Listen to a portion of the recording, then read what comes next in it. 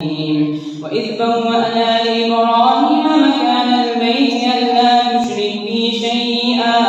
وطهر بيتي للطائفين والقائمين والركع السجود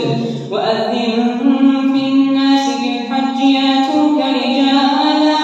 وعلى كل ضامر ياتين من كل فج عميق ليشهدوا منافع لهم ويذكروا اسم الله